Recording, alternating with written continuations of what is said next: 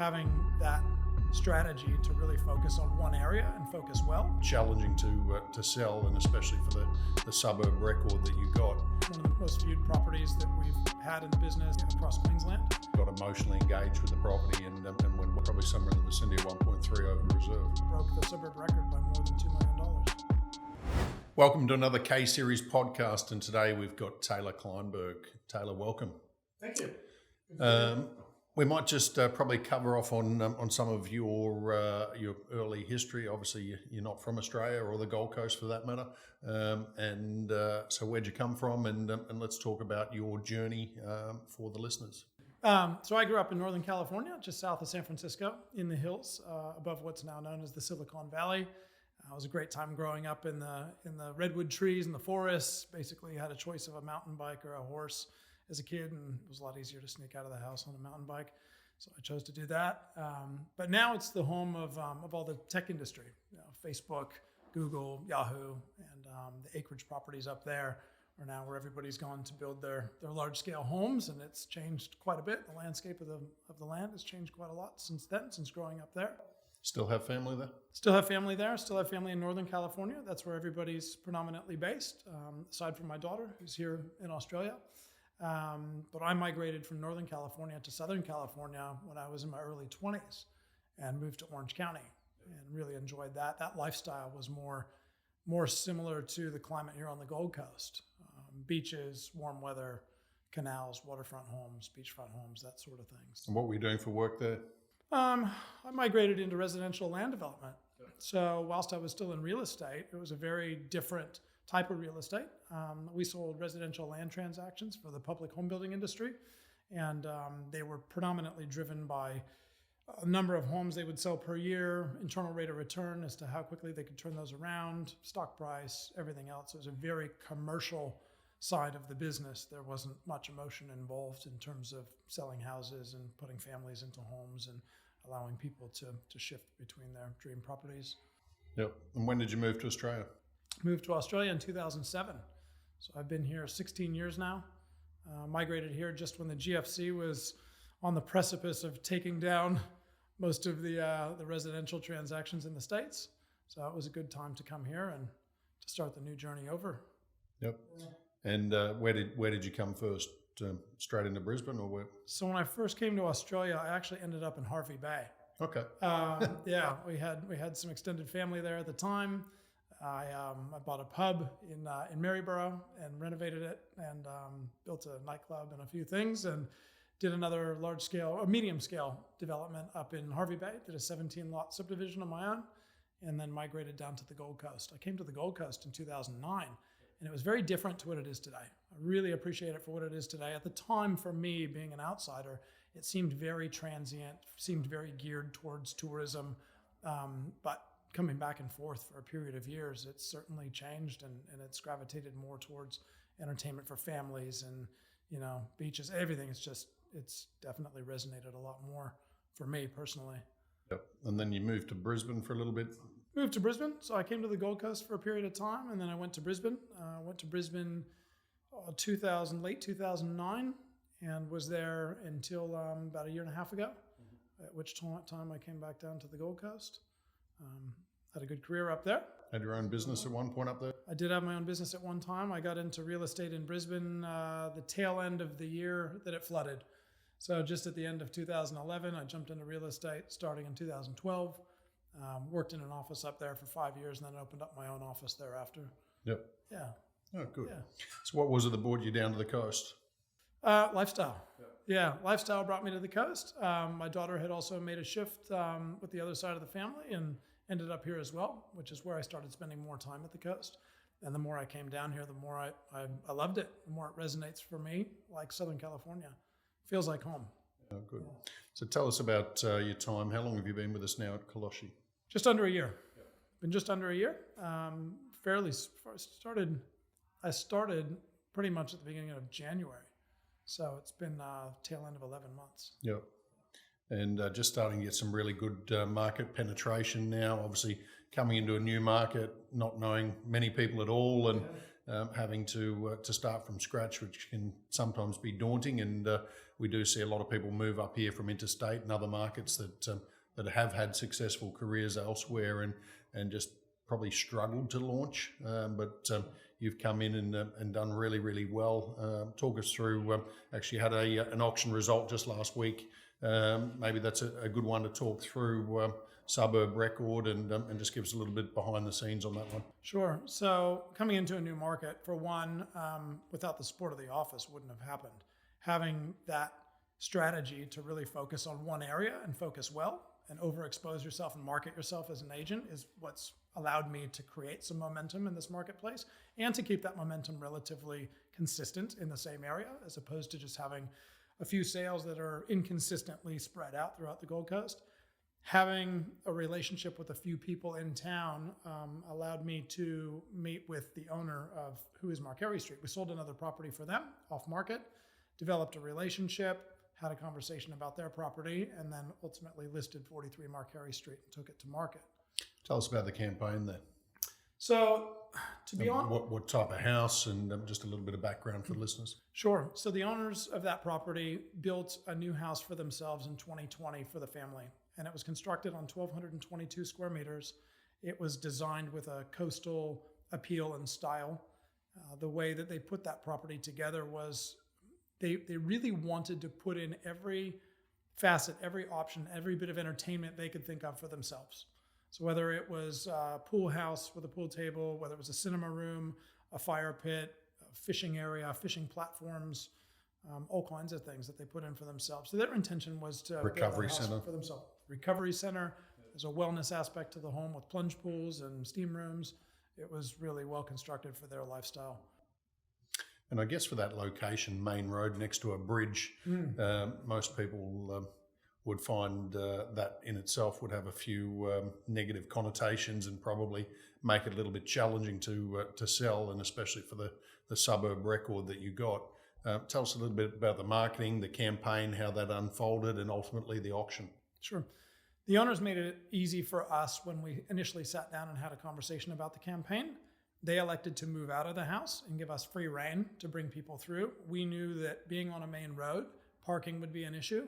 It was going to be difficult for us to have a great number of people at any one time through the home, so we were going to have to do private inspections. They were agreeable to moving out. In fact, they preferred it because they're relatively private people, and that gave us free reign to run the campaign through the house. The fact that it was on a main road and next to a bridge plays two parts. One, it is a busier position to be in, but two, everyone knows that house because every time someone drives over the bridge, they see the White House. They see this big white house, and it was named as the White House just as a result of its position in the marketplace and its exposure. Yeah. So how did the auction day unfold? Our marketing strategy was pretty comprehensive. It allowed us to get one of the most viewed properties that we've had in the business and also across Queensland. It was Queensland's #1 most viewed property at one stage during the campaign. It was top 10 in Australia for most viewed. We had a comprehensive strategy in place that also allowed us to get some news exposure. And so the house was well known. It was really well known in the marketplace. We really had a great, strong campaign that allowed us to hit all the multifaceted different areas of marketing, and it resulted in 14 registered bidders on the day that all had any offers prior of capacity. We had 4 offers prior. Yep. We had 4 offers prior, which set a moderate expectation for the owners. That was relatively consistent with the buyers. So we created the environment to have we created a competitive environment for all of them to be in, and just to see what would happen on the day. We paired up a few of the bidders with a few of the agents in the office so that they could get that personal one-on-one attention if they required it.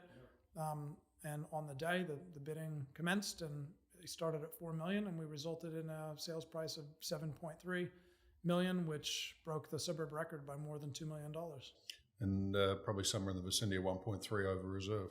Correct. Yeah. So no, look, outstanding effort, and I guess obviously the collaboration on the day there, as you pointed out, really helped. There's a lot of people sort of standing there working with the bidders and helping just give them comfort and encouraging them to keep pushing. And I know one of the guys I had on just got emotionally engaged with the property and went well above the guide or the price that they'd set themselves prior, but those sort of things can happen when executed properly. So it was a credit, and obviously breaking that suburb record by a couple of $1 million as well for a property that is probably in a bit of a compromised location. Just shows how the right marketing and strategy, when executed properly, can make a huge difference. So that's probably a really good opportunity as well to springboard you across into some other properties and other opportunities within that area now. So absolutely, and we never would have gotten that sales price without that environment, without that landscape to put buyers in competition. I believe that was the catalyst to really get price pushed. It was that emotional factor that allowed those bidders to carry that price to an upwards trajectory above what we had anticipated for the day. Yep. So one question we usually like to ask people when they come on the podcast is, you've now had an extensive career in real estate with your own offices in Brisbane. You've worked in different landscapes, different countries. What would you go back and tell Taylor Jr. now, starting at the start of his career, to probably expedite things and expedite your success and help you to get to that level a lot quicker? Should have stayed in the Gold Coast in 2009. Focus on one thing and do it well. That's probably the biggest distraction I had when running an office, was being pulled in too many different directions. And it's a testament to anyone who can do it, and of course to yourself, to still perform at a high level and be able to manage a business. But to focus on one thing and one thing alone and do it well and have a core area and be the expert in that area and know everything about it is the foundation for building great success for any real estate agent. Helps with consistency. Absolutely. Yep. Absolutely. So you've come here and you put a focus into that sort of Broadbeach Waters, Mermaid Waters pocket. That's where most of your business has been done over the past 12 months. Yeah. What made you gravitate to those areas, and just tell us a bit about that. Well, for one, I'm a resident in Mermaid Waters, so I have a high desire to keep pushing prices in an upward fashion for that location. I've predominantly exposed myself as a specialist for waterfront in that area. I really understand the waterfront there. I've lived in that area for a number of years. I really appreciate the area for what it is. And there's a great blend of buyers and sellers going back and forth between Broadbeach Waters and Mermaid Waters. Those canals and those waterfront homes those people do transact between the two. And it's a great area to be in. So I love where I live. I love representing homes in that area. I love being a specialist for waterfront homes within the area. And that's my core focus. So what's next for you? What do you see the next sort of 3 to 5 years with your career and goals and plans? I'm just at the beginning of my career here. This is just the start. To be able to grow a team around myself, so that we can keep servicing people properly, be able to service our clients, be able to grow the team, grow the business, create a stronger presence in the marketplace. I believe Kollosche can be number one in the core market for that particular pocket. I believe we need more market share there. A lot of people don't understand that we're very much prepared and really like to sell in that particular area. I think a lot of people have this impression that we're only selling $5 and $10, $20 million homes, setting records. But the reality is, we want to take on properties and good positions with good people and make sure we service them properly and do right by the suburbs that we work in. Yep. So your average sale price in that area, what would that be?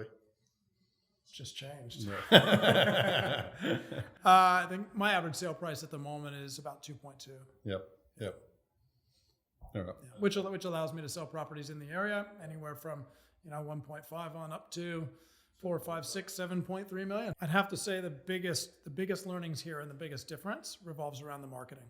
The marketing that we provide to our clients is very specialized. Whilst you have effectively 3 facets of the marketing, I believe a lot of agents don't really understand how to most utilize every one of those facets for the best intention of each specific property.